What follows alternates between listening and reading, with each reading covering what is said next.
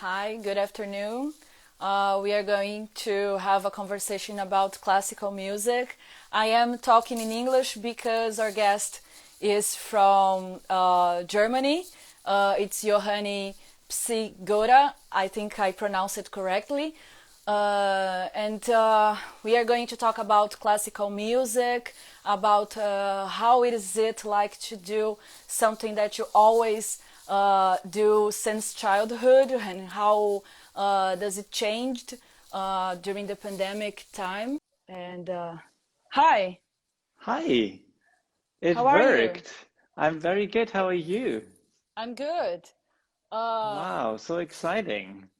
It's yeah, my it's my first Insta Live. Uh, I hope you can hear me well. yeah, I can hear you. Okay, Uh, perfect. Great. So Great. I think we can start with you talking about yourself for people that are just joining us. Yeah, yeah, sure. So my name is Johannes, and you pronounced my surname pretty right. So Johannes Good. Przygodda, difficult surname. It's Polish. I'm not Polish, but my family origins are Polish. So yeah, it's a Polish name, means adventure when you translate it in Polish. Interesting. Yes, I don't speak Polish, unfortunately, but it's yeah, friends told me that. And I'm 27 years old. I'm born in Berlin, in Germany, and I'm right now in Paris, and also studied in Paris, and I'm sharing my time between Paris and Berlin. Yeah, and and I'm a cellist. I guess that's why I'm here today. So Yeah. yeah, Well, I am from Valinhos, a small city in São Paulo. Right now, I am in the south of Brazil because I am making some videos with the sound healer. So I am in an environment that it's not my house. And but a very musical environment. yeah, that's a lot of native instruments. I don't know the name of Cool. some, but Me neither. but if people want to know, just look for the profile of Lucas. We had a talk last week, but let's talk about classical music. I did some. I wrote down some questions, and you shared with me some questions that people did for you, asked for Yeah, you. yeah. Thank you Uh, very much to everyone who asked a question. Um, I was really happy to receive that many, and I hope some of them were the same. So we just put them together as one question, and I guess we will talk anything anyway about some of the things which interests all of you. I hope. Yeah. Yeah. So my first question is how it started, because you started playing when you were 5 years old. Yeah. So how it was that did your family was of musicians, how the music appeared in your life? Well, it's true. I started when I was 5 years old, and music was always like an essential part of my family and of my how I grew up. But my parents aren't musicians, but they are music lovers. So like amateurs in the best sense of the word, and they always. I was always surrounded by music since I'm born, and my sister played violin, or still plays violin. And she started, she's older than me, so she started already. I always went to the classes, to the violin classes, to the lessons she had with her, and was lying under the piano and and listening to it. And yeah, then it was pretty clear that I will play an instrument. That was sort of um, a fact, I guess, and I, I was born um, uh, with that thing my parents thought for me, that I should play an instrument. And then there's this story that I chose the cello because I listened to Misha Maisky in the radio. Misha Maisky is one of the very, like one of the most famous cellists nowadays. It's a Yeah. Russian. I hope I don't say something wrong when I say that's a Russian cellist. Anyway, he has this like long curly hair. You might have seen him somewhere already. And the story is that I heard him in a radio and I told my parents, all right, that's the instrument I want to play. I don't know if it's true because I was obviously quite young. I started then when I was 5, or a little tiny bit before, but anyway, 5. Since then I'm doing it every day. And wow. And how is your routine about it? I had another question about it too, because I read in your biography that at the age of 8, you played in an orchestra. No, so I played yeah. I played what we call like in the classical music world you call it a soloist. So like you play in front of an orchestra, so like with an orchestra. It's the one, there's a conductor who is like leading the orchestra, and then there's next to it sometimes a musician who plays like a solo part, we call it. So like a singer in with a background band, the main singer, and then they have some background bands, and I was there, I guess, the main singer. Yeah, I was 8. That's true. That's pretty early. Yeah. How it was that? What do you remember about that moment? That's a very good question, because most of the things I remember from then are like recordings I'm seeing now of it, like my parents recorded and some other people. It was such a big event because it was it's called Philharmonie Berlin. It's like the biggest concert hall for classical music in Berlin.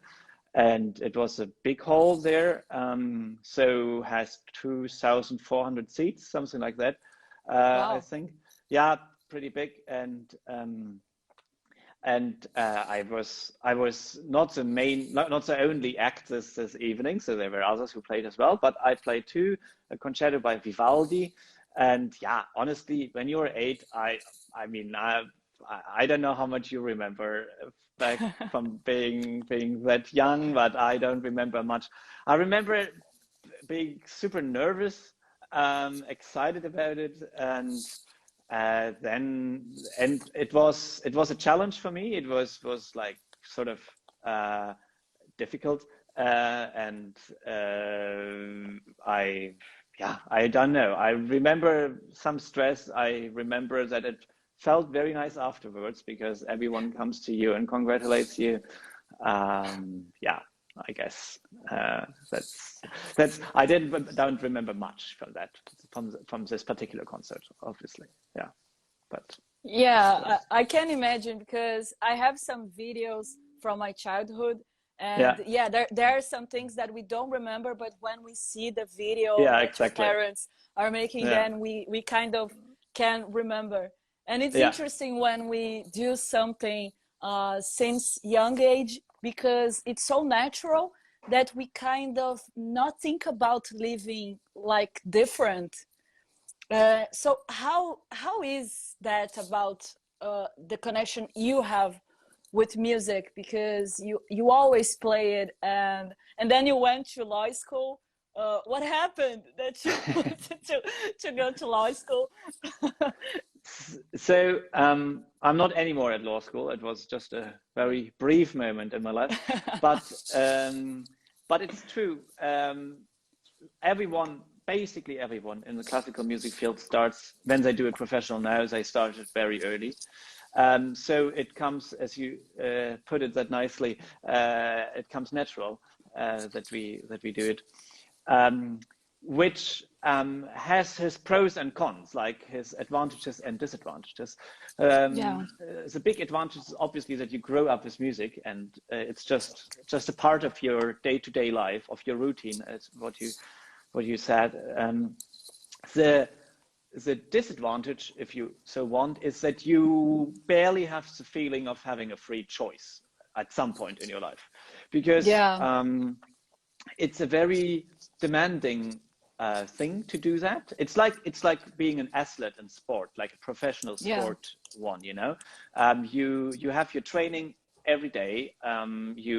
We call it practice. We practice every day. You have lessons. you have concerts. You don't have the regular life, I want to say, like the normal life, what others have in your age. Like when I was 9 or 10, I don't know, I didn't meet that often. I did meet, of course, friends, and I had a great childhood, but I was limited because I had first of the thing, like the priority of every day is practicing. And before practicing is not done, I didn't do anything. Like that was always the main thing. And that can be tough sometimes after school, especially when you have to go to school and then you come home and then the first thing always you have to do is practicing. But then later it was for me always kind of clear that I want to become a professional cellist, or a professional musician at least. What does it mean? It means you earn your money basically with playing concerts, so and with doing music. So I then started to study, went to university, to a music university after I graduated from school, from high school. And then I had a little moment of doubt, I want to say, where I was wondering if it's really the thing I want to do, because of course I have other interests too, like all of you and everyone. I think it's very normal.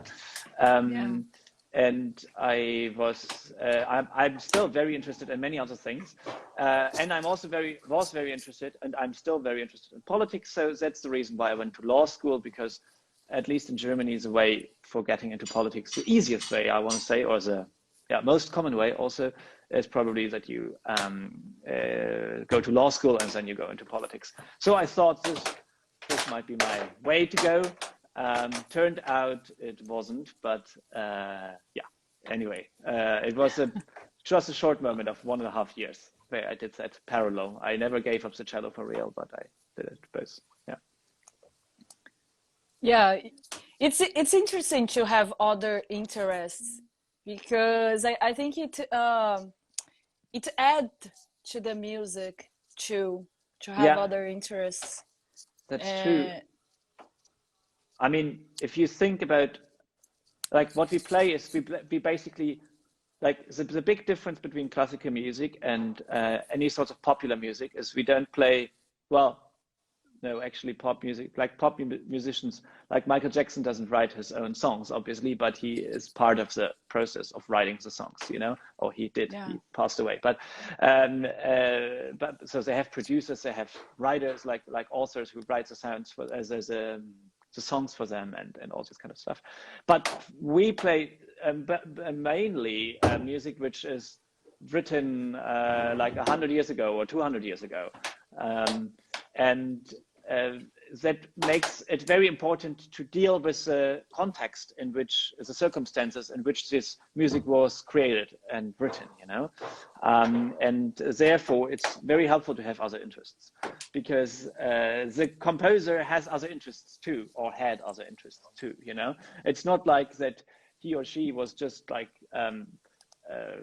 composing music 24 hours, 7 days a week until they died, it was more like they had a life too, and it's good to get into this life with having other art or books or history or whatever you want to take, it's all part of it. That's true. Yeah, I agree. And it's interesting because I like to know the story behind the music and the context where it was composed or written. There are a lot of pieces that are commissioned, and it wasn't like the person just had the insight and did. Of course, there are some pieces that are like that too. But I guess it's a process. I mean, the music school, it's a very, a lot of things that you learn and everything. And I had another question. Yes. About your routine. You study in the morning, and about your compositions. Do you have compositions? Do you think about working on that, or more about performing? What You mean do you think about it? you mean if I compose myself or Yeah, yeah. If you've written yeah. some. No, I'm not. I don't compose myself. I'm yeah. If you say one, I'm a performer, or I like yeah. It's like an actor. I don't write my own plays, but I play them. So that's what basically all classical musicians do. But you ask about my routine. I yeah, it's part of basically the main part of my day is always usually practicing. That takes up a big amount of time, I guess. And but that depends also on what I have to do. For example, when I have to play a concert in I don't know in some days or some weeks, then I have to prepare for that. So then I would practice more, and the bigger the repertoire is, so the bigger the program is I play on this in this concert or for this occasion, the more I have to practice. It's that easy. And so there are days or there are periods, I want to say, where I practice more, and then there are periods where I practice less. Then there are very rarely also periods where I don't practice at all, but this is basically only in the summer or like when I have vacation. But yeah, usually I practice every day. And Do you bring your cello on your vacations? that depends. That depends. I try to have at least one vacation per year of like 2 weeks where I don't touch the cello, where I leave it home and I don't do it. That's really important, I think, to get some distance, Yeah. from it. I guess it's similar for you when you do your work all the time. Videos Like, and yes, photos. Yeah, yes, there you are want to have a moments where I don't want to take photos. I just want to be in the moment. yeah, yeah, exactly, yeah. So yeah, that's very that's very important, I think, to have. But then, of course, there are some vacations where I take my cello, yes, and then I practice a little bit in the morning or in the evening or both, and two, yeah, yeah. That happens. It's not my favorite, but sometimes we have to. It's not that convenient to travel with a cello. It's a sort of big instrument. Yes, you have to pay another seat just for the cello. Yeah, yeah, exactly. That's right. Wow, you know that because many people don't know that. They always Yeah. they many people either They think you just wrap it up and put with the yeah, baggage. exactly. Yeah, and therefore, unfortunately, these instruments are a little too expensive, I think, to do that.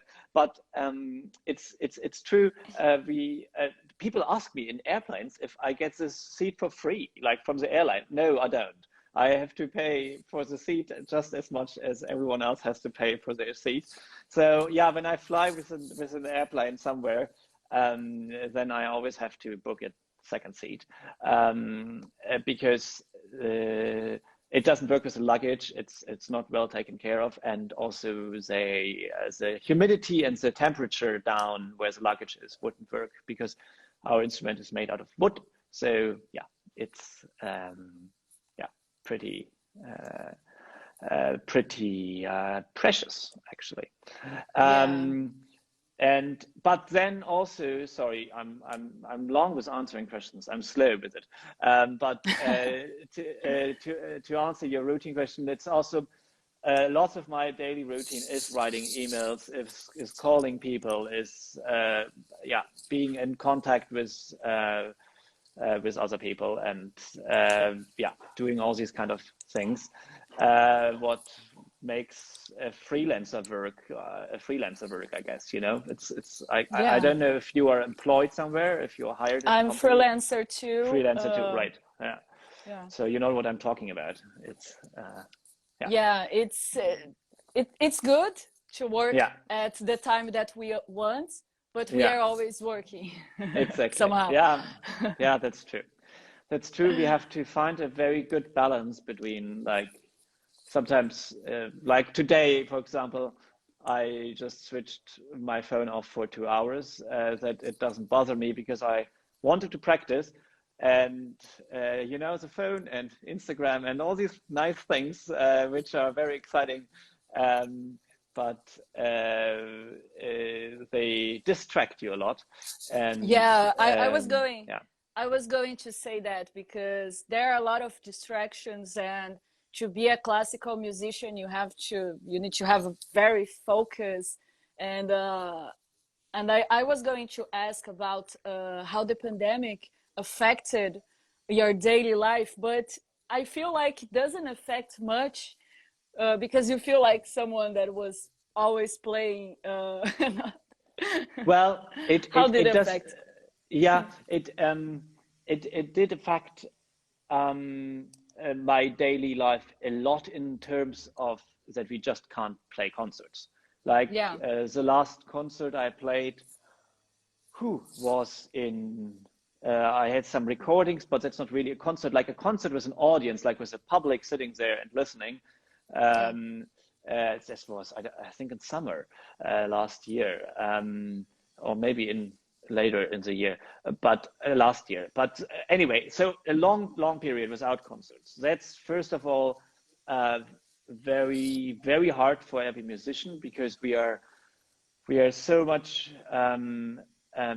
Sorry, I just sometimes I see There see is a questions popping up, and yeah, there is a yeah. question. But maybe we Uh, can did you answer that enjoy later. playing with popular musicians like Ramai songs or other cultures' music? I guess Okay. the Yeah. question of Daniela. I will ask another question that is linked Okay. to her All right. question. Okay. Cool. We will get back to you. Don't worry. We won't forget your question. And yeah. Uh, So it did, in fact, to come back to your. Oh, sorry. You want to say something? Yeah. no, Yeah. you can answer Daniela, I guess. Okay. All right. So, did you enjoy playing with popular musicians? Um, Daniela, what you mean, I guess, is if I play with like or if I only do classical music and or if I do also play I with guess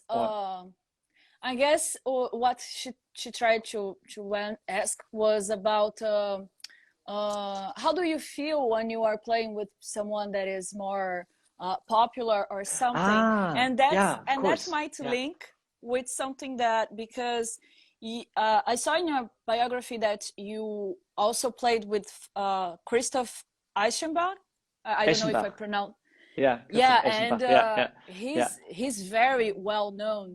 And yeah. what's your relation with him? Is he kind of a mentor, or just you play it, and then you can link to the question of Absolutely. Danielle, I guess.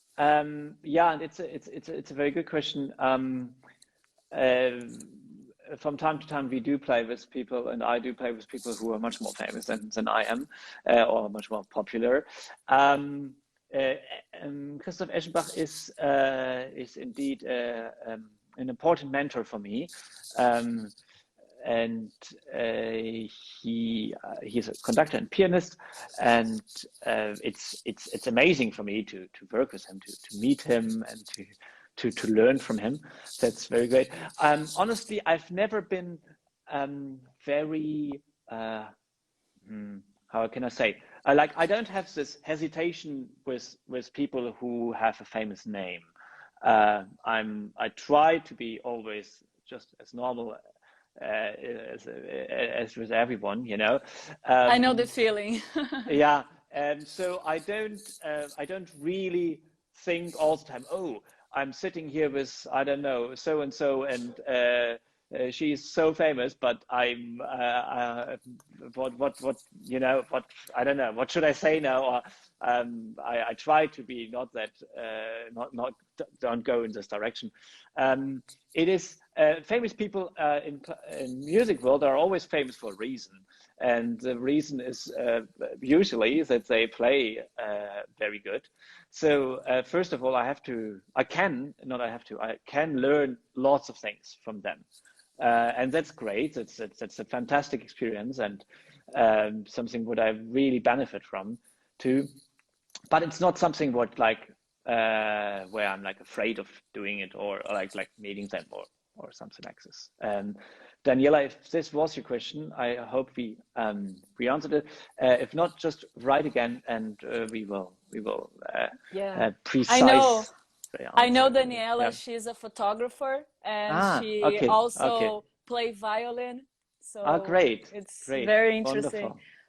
It's so There's cool. There's another, so many out of you who write me every day messages, very kind messages about that they play instrument or they also want to start, or they some even send me interesting. little videos of them playing cello. That's really great. Please people do that.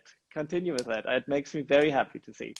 It's Yeah, exactly the reason why I'm doing this on Instagram here. Yeah. Yeah. yeah, yeah. And this network is important. I like doing those live because it's an opportunity of network without getting out home. Yeah. True. So Yeah. Very it's helpful. Yeah. it's Yeah. very interesting that it's working. Yeah. There's another question from Renata. Okay. What's your favorite classical piece? Um, that's that's a very very often asked question. I think you have it on your list too, because I got this question too in my stories, and um, it's an extremely hard question to answer for me, Yeah, because there's so much music out there, and there's so much music out there I love to hear and love to listen and I love to play. So I guess let me answer this question in two ways, um, because uh, there are pieces I really like to play and I like to perform. So they are sort of my favorite pieces to play and to perform. And this would be the Schumann Cello Concerto. Robert Schumann, it was a German romantic composer, who wrote beautiful, very intense and uh,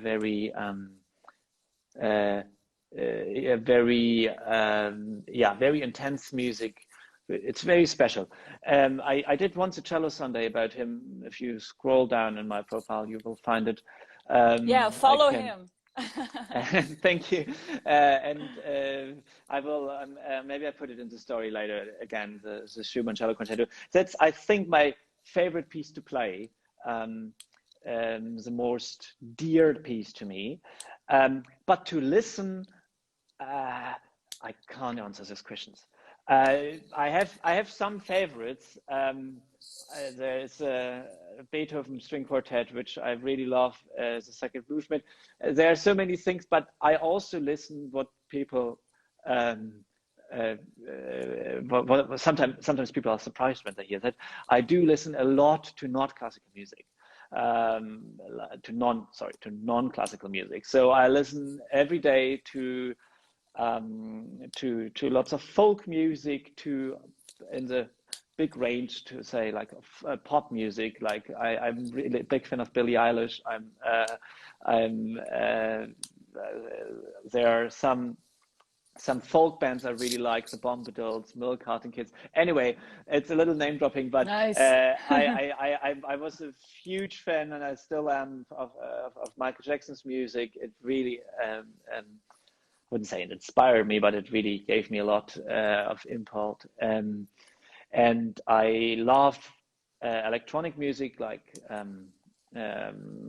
sort of techno electronic music. I listen every day to these kind of things. So that's a very hard question to answer, unfortunately. Somebody wrote Schubert with many hearts, and yes, I agree. Schubert is beautiful, beautiful composer. Like wrote beautiful music. It's amazing. But that's exactly why it's so hard for me. So hard for me to answer this question, because in the field of music there is so much out what I love and what I consume every day, and sometimes I Yeah. think I wake up and I hear this thing. I usually listen to music in the morning when I to wake up, and it's always sort of different music, and sometimes I think like, oh wow, I found it, it's the best piece ever written, here it is, and then next morning it can completely change. It's Yeah, very hard to say. I Yeah. I have that feeling about films. For Yeah. example, it's hard to choose one film to define what's the best. And I guess with music too, sometimes we are in a mood where some types of music we kind of like a lot, and there are some other moments that we like but not much. Yeah, absolutely. Yeah. Like music has its developments, there's ups and downs. So that's very, very true what you said. Yeah. Do you have a favorite movie? uh to say one favorite movie, I'd rather not say. All right. Okay. Yeah. It's also, you always offend people with doing that, because then they think, oh no, but how can you miss this movie, or how can you not pick this movie? Yeah. People are Yeah. passionate about, Yeah. oh, you should watch that movie. Oh, you hate that movie. I hate you because Yeah. you Yeah. hate my movie. That's true. That's true. So we should better not getting into that. Yeah. Yeah. Yeah. Yeah, there is a question in Spanish. I don't speak Spanish. Ah, Do you I, speak Spanish? oh, well, I understand a little bit of Spanish, but by whom is it? Is the question. Um, Oh, there is some in Spanish, but there are another question in English. How your performance is affected by your emotions? yeah. Yeah. Honestly, an extremely good question, because I have to deal with this question every day. Because it's a little bit like in acting. You show performance, like you show emotions when you perform. Yeah. Like an actor, when the actor is sad, then she or he is sad, and they're sad, so you want to see that. But it's a different question if I should be sad myself. So, for example, I'm very happy because something great happens this day, and I have to play a rather sad piece, if you so want. Like the Schumann concerto, for example, I just spoke about, is definitely one of the more sad pieces, if you so want, and or tragic Uh, pieces. Then it's very, very important for me that I can distance a little bit myself from the emotions I feel, and the emotions I want to produce. Like I want to play, or I want to show with my playing. So it's a lot of my work, of my day-to-day work, and of all our classical musicians' work is trying to not get the body and the emotions too much affected by it, but being at the same time super emotional and musically, we call it, when you play something. So yeah. that's There's a balance yes. about that.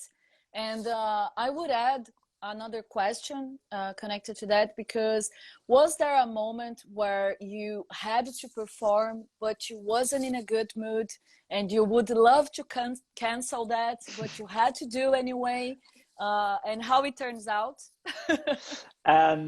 Yes, there were moments in my life where I had to perform and I didn't feel like it. I was something. I don't know. It's we are. I guess many are, but playing a concert is a very it's a very emotional thing, obviously, because you go out on stage. So most of the people at least, are nervous.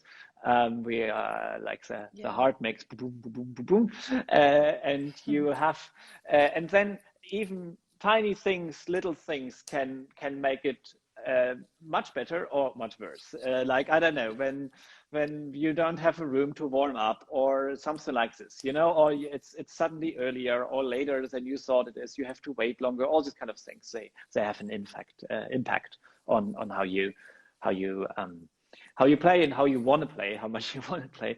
So yes, I have that, but then I try to be professional. And I hope I succeed, because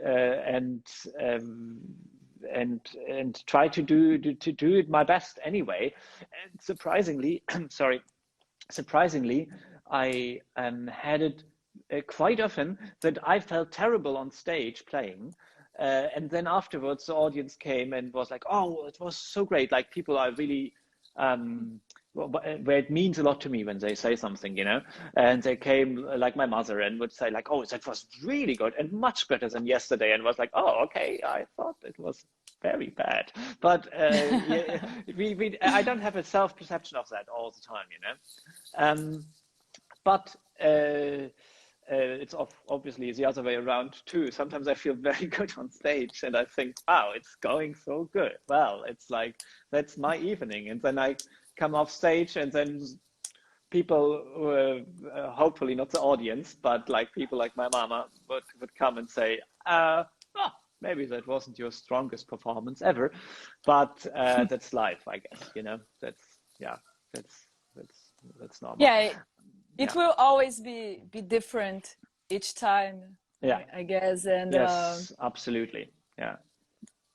There's a lot of questions and comments, and the Spanish She say, translated it. Somebody translated it, right? That's so kind. Thank you so much. Yeah, it meant yeah.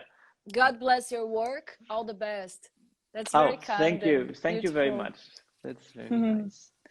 Thiago comment that he played in a recital.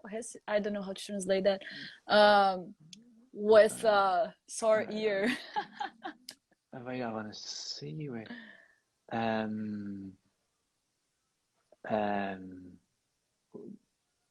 don't find that. Anyway. Another thing that I would just question is, was that a moment where you just freezed? You mean where like blocked and couldn't play anymore? Yeah. I guess never in an actual concert situation, or never to the extent that the public could like hear it, could realize. Yes. You had to improvise like that. Yeah, when but it happened. there exist multiple things, or dangers, if you so want, in playing a concert. For example,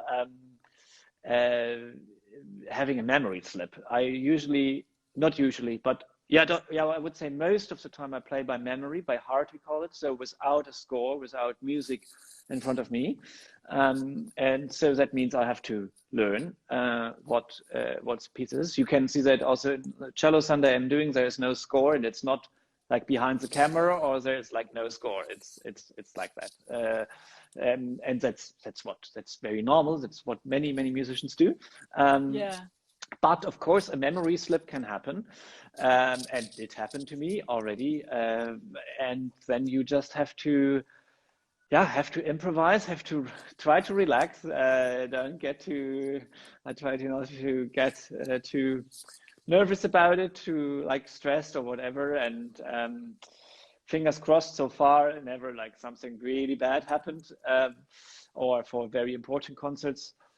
But it's like the mental, like the psychology, the mental part of playing a concert or playing on a stage or performing or whatever is very strong. It takes up a big place. Like in my head is going all the time a thought, but like, oh, is it good right now? What if I don't remember the next note, and blah blah blah, and what if I forget how to play actually, and all these kind of things, they happen all the time. Yes. That's something what we all have to deal with, I guess, and in all kinds of things. I don't know if you are nervous before doing an expensive talk. Maybe you are, maybe not, but these things happen. There's a moment where we are kind of nervous, and then we just let it go and let it flow. Yes, hopefully. It's part of being it's part of being human. Absolutely. Yeah, that's true. I have more questions. Yes. There are someone asked if you have a girlfriend. Well, I'm sorry, I won't answer these kind of questions. Okay. But let me see. Go ahead. And then I think I saw another question. What was your favorite place in the world to perform? Okay, I will think about this while you ask me the question. Okay. Yeah, I think we kind of answered some of the questions that I said here. I saw that you focus on because I saw your profile because it was a sponsored link. Yeah. So are you directing more like in the South America? Do you have plans of playing in other places? And how is it? How do you do the rehearsals during the pandemic? How it changed? Yeah. I forgot to ask before that one. Oh, that's okay. First question. Yeah, I hope to play everywhere. People ask me a lot if I can play in Mexico, if I can play in Turkey, if I can play in. There was someone from Turkey here. Yeah. Hello, hi. But the person don't speak English. Oh, I'm very sorry. I don't. Yeah. Anyway, but you can always send me if you have a question and we couldn't answer it here today, or it's in a different language or whatever. Don't worry. You can send it. Can send me a DM, like a direct message, and I will answer your question. I promise. And yes, I would love to play in all kind of countries. I barely have to say exceptions. And I would love to perform in South America, in Middle America, in North America, everywhere, where I haven't, or also where I did already perform. But it's always a question where we get invited. I need a concert organizer who invites me. That's usually how it works. They invite me, and then I play a program or I play a tour, hopefully, these kind of things. And I would absolutely, I think the classical music scene, the whole music, the ambition you have for music in South America and Middle America is very vivid. Like, you're very into that, and I love that. It's really. Really nice for me to see that so many of you are so excited about that, and that's why I would love to share it with you. Because it's not common. Because sorry. No, go ahead. Yeah. I believe people are kind of passionate about, because we have all types of music. Brazil is a very musical country and everything, and I always liked classical music too, and we are kind of the freaks that like classical music.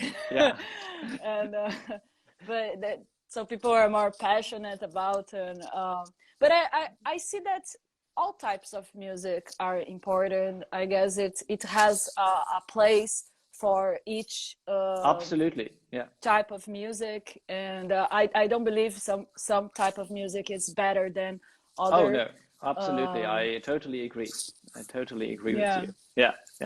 And the second question you asked, how the COVID pandemic changed my rehearsal stuff and the ways we rehearse and so. So rehearsal always means we play with different other musicians together. Like, I play with a pianist, or I play with an orchestra or whatever. And of course, most of the things are not possible. That's unfortunately the case for about a year now. And that's very sad. I do have a trio, quantum clarinet trio, they're called. You can check them out. You find the link on my profile. My bio. I've heard. I think you saw it already, right? Yeah, and I was going to ask about it too. Sure. And we do manage to rehearse regularly, and quite intense. I'm just coming. Just yesterday, I arrived back from a rehearsal trip with them, and that's very nice and great that we can do that. We can't play concerts so far, but that will hopefully change soon. And other than that, it's tough. Yeah. As I said before, I don't play concerts since a long time now. as all my colleagues neither, and that's very tough. It's especially hard because we are so much music is so much meant to be on a stage. Like it's nice when I do it for myself, but it's not what music is for. Music is to share and to enjoy this experience together, and that's unfortunately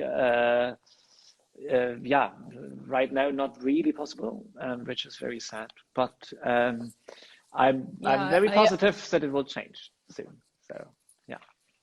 Yeah, me too. I'm optimistic, and you like more chamber music, as I read, and it's more intimate too.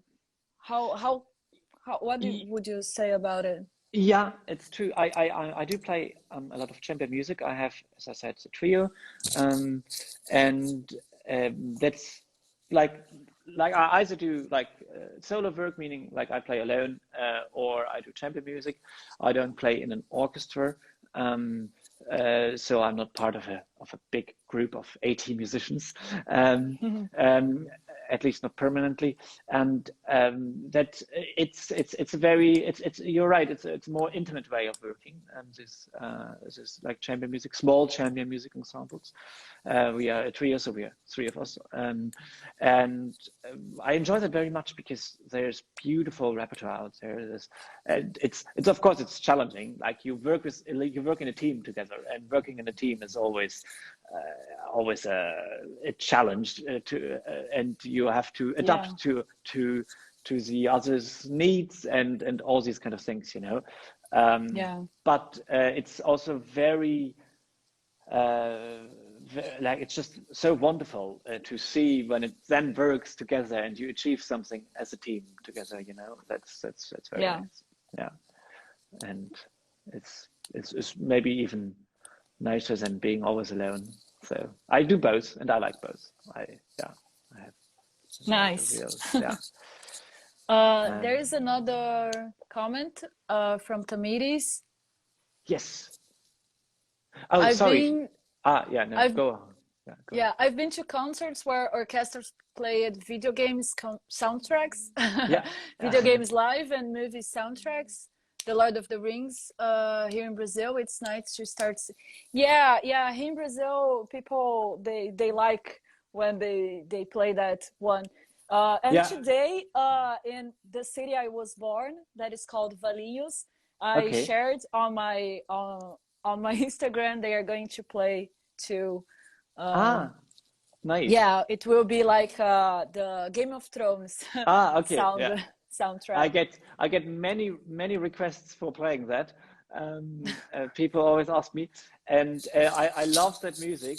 I love film music, and I have great favorites there.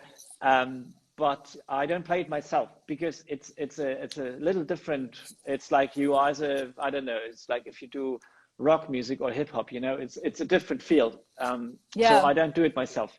But I love listening to it, and that's absolutely great. I think we had a question before from what was my favorite place or the most special place I ever performed a concert in the world, and I thought about this. It's a tough question. Obviously, the big stage, like Philharmonie Berlin, what we just talked about, all these things are very special. When you have a big audience and it's you feel a connection with the audience, while you play. That's very that's very fascinating, this feeling. But I think the most maybe funniest thing was I played once in a sort of giant swimming pool in an island in the middle of the swimming pool. So I was surrounded by water, and there was a little bridge going to there, and I played, and then the people were sitting behind the swimming pool. That was in Italy, and south of Italy. That was very weird, and and I was very afraid that I will jump into this with my cello or will fall into the water, but it luckily didn't happen. So that I would say that's a most strange stage I've ever played on, if you so want. Do you have videos from that? I don't think I have a video of that. No, I'm sorry. I don't think so. Maybe I have a photo actually. I think I have a photo. I will see if I have a photo. I put it in my story later. Yeah. Cool. So, yeah. But I can imagine the vibes. Yeah. It was quite special, quite something. Yeah, indeed. Yeah. There's a question. Would you like to visit or perform in Albania?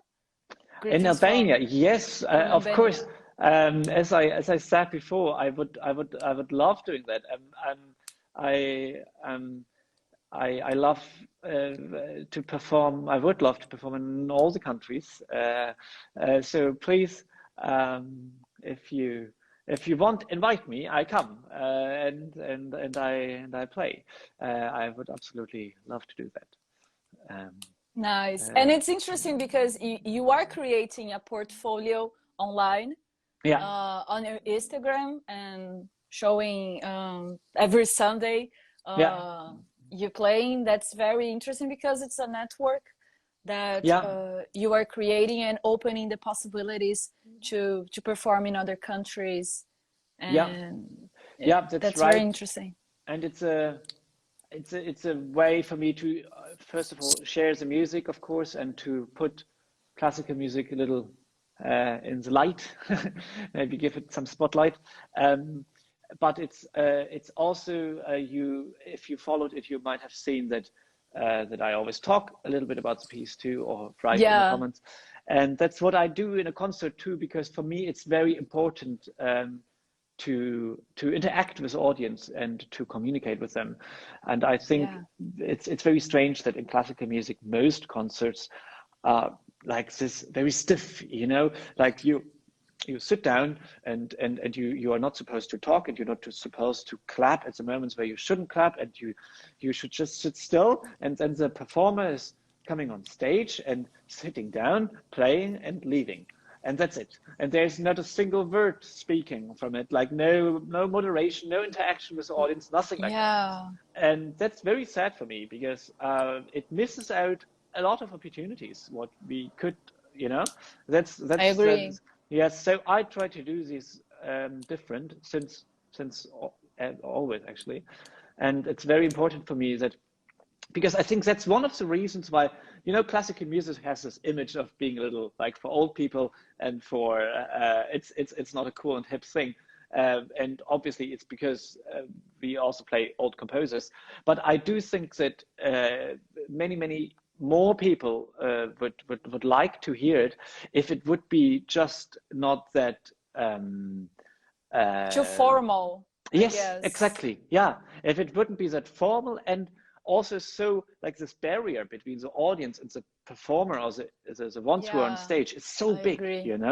You really you don't have the feeling at all that you are like interacting. And people forget that is a person, that it's a human being, a soul that is playing that. So it's important to give a context and have that exchange with the person. So it's very interesting, your approach. I agree with that approach.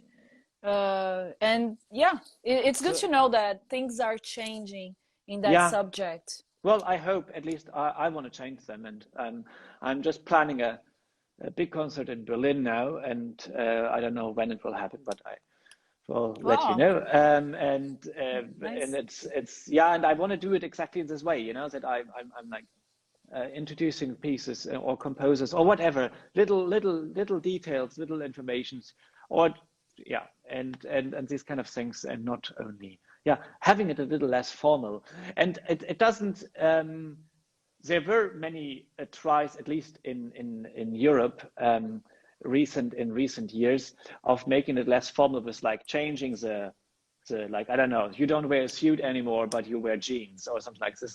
And I always felt this is not it. I don't think people don't want to go because the person on stage wears a nice suit. I don't think they care about that. It has Yeah. not really something to do with that, but it has something to do with overcoming this barrier. But I don't think you make this with changing only the way you're dressed. But I agree. yeah, I agree. yeah, I believe it's more than that. It's yeah, it has to be more close to people, and people identify to and create a culture yeah, where people can really appreciate that. And yeah, yeah. I agree. because Yeah, yeah, if someone is more used to, I don't know, hear music in a pub where yeah, we are talking and there's yeah, someone yeah, playing the music, if that person has that culture, probably at the first time that she goes to a classic music, a classical concert or something, yeah, yeah, she will kind of adapt and feel like something's different, the yeah, dynamic, yeah, yeah. and True. something like that. And Absolutely. Yeah. now to get a little bit more philosophical, Yeah. I would say that during pandemics or during moments in history where things were changing, in those moments, art was always present. And Yeah. maybe after those moments, creative movements arise. Yeah. So It's I true. do feel that an artistic movement is arising right now. Yeah. I'm still not sure about how is the approach. I'm kind of thinking about minimalism, because we are being with so much excess of things. And but I don't know, what do you think about it, and what do you think about the future as a musician and as art too, with art and music, and the Um, way well, we do that. I hope very much that art and music gets more inclusive than it is.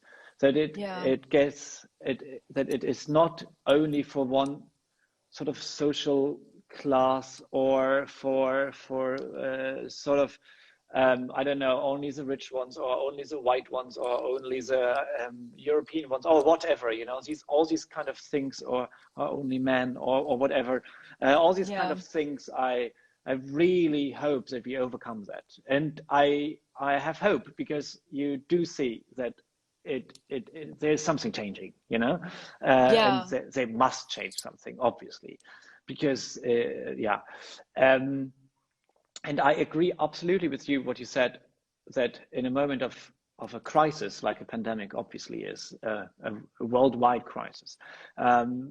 This is always the moment where art and music is of prime importance, and it always has been, and it will always be.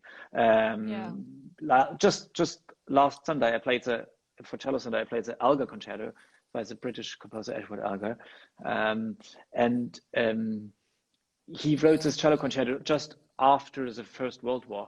And it's one of the most beautiful pieces of music ever written, and it's this terrible and tragic war before influenced him to write this.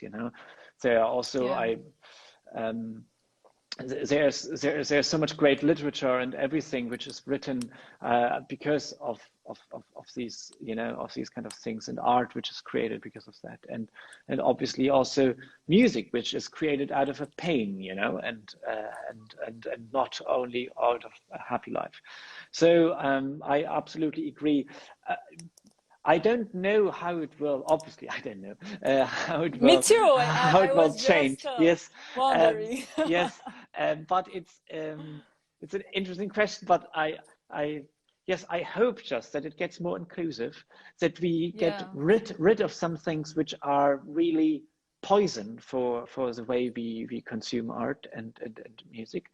Um, and that other things, like we have this great, and because you talked about minimalism, and we have this like minimalizing things, like in our world, and we have this great opportunity in our generation, like we are sort of the first generation, I think, you and me, where internet was really accessible for everyone. You know, like you sit somewhere in a Brazilian forest, or no, at the beach, I think, and I'm I guess around 8,000 kilometers on the other side, and we can still talk. You know, and it's and I can share my music with all of you. That's an enormous opportunity and possibilities which lay there. The problem. Sorry. No, go on. And there's a problem with it. It's just that, as all the things which are new in the beginning, you know, they are not yet balanced out. They're not like yet figured out. Is this good, or should we get rid of this, or is this good, or you know? And for example, one big problem is how we like consume music is like through streams, and we as musicians and as artists, we don't get like participate. We can't really participate because like 10 years ago, when you sold a CD, you made money with selling a CD. You know, nowadays you don't make any money with selling a CD, but you still have the costs of producing the CD and the recording, but you have, because it's such a it's expected to be everything free, like for free. Take for granted those things taken too. for granted. Yes, and exactly. It's necessary to create a culture where people really see what's behind everything. And but I believe that after all the lockdown and everything, people will be craving for experience. Because it's just like movies. We can watch a movie alone at home, but going to a theater is an experience. Just like seeing a music live is an experience that you can have the best audio set, you will never have the same experience. Absolutely.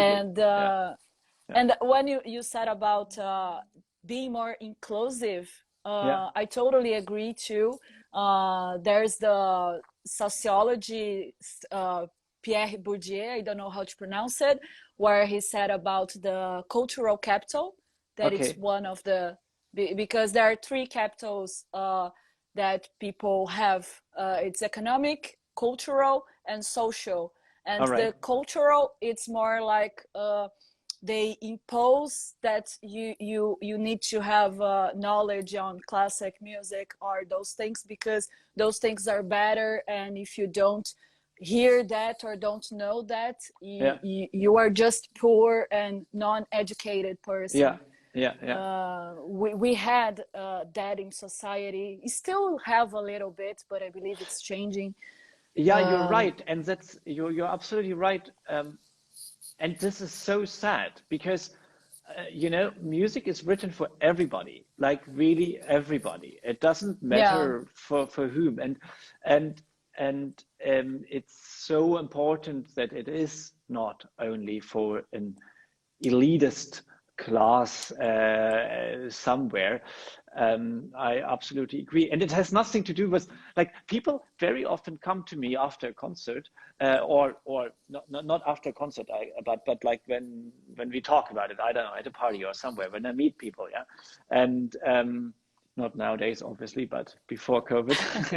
And then they say like, you know, I would like to come to a concert, but I always feel like I don't know enough to go.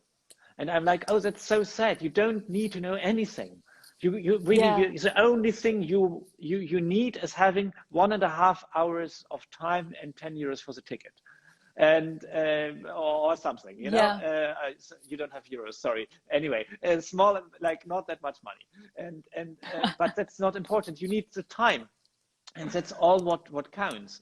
And then come, please. And you don't need any pre-education for listening to music. You can enjoy that. It's our job as a performer, as an artist, to make music in the way that you in the audience understand it, if there's something to understand, but at least that you can enjoy it, something more democratic, because they hit the the knowledge was hidden before the internet. So Yeah. now we are sharing the knowledge and also Yes. sharing those experiences, because music is an experience that was denied for some people, because it is a very interesting experience, and people need to have that. And I agree with what you said about it. It's just about being present and give themselves permission to enjoy that. It's Yeah, I agree. So everyone out there who hesitates, if they can come to a concert or whatever, just go. Really go. I remember I was like I had sometimes the bad seats in the opera house are always the ones up there, are very far up, so you can't barely see anything, but they're very cheap, and you wait in line to get them like for 2 hours, and then you're just in, and then you have this amazing experience of the opera or concert or whatever. Just do it once, give it a chance, and I hope very much that it will be good then. But I know it will sound cheesy, but I believe that music changed people for the best, and it's very important nowadays. Everything about it. And, that's true. And with that, I will end the talk. It was my pleasure. Thank you so much. Thank you. And thank you everyone that asked questions and interacted. I think I kind of missed some questions. I tried to pay attention to everyone and answer. Don't worry. You can always either send you, I guess, or me a message. We will receive it. We will answer them. And thank you so much. Really, it was a great talk. I really enjoyed it. Yeah, me too. Thank you. Thank you again. So have a great day, great weekend. Evening. For me, it's evening. Yeah. Okay. You too. Here it's afternoon. Yeah. It's afternoon, right? Wow, I see. It looks so beautiful in your background. Like I see some forest and trees. Yeah. The sunset is there. Oh, wow. Wow. Yeah. Cool. Thank you. Thank you very much. Bye-bye. Bye.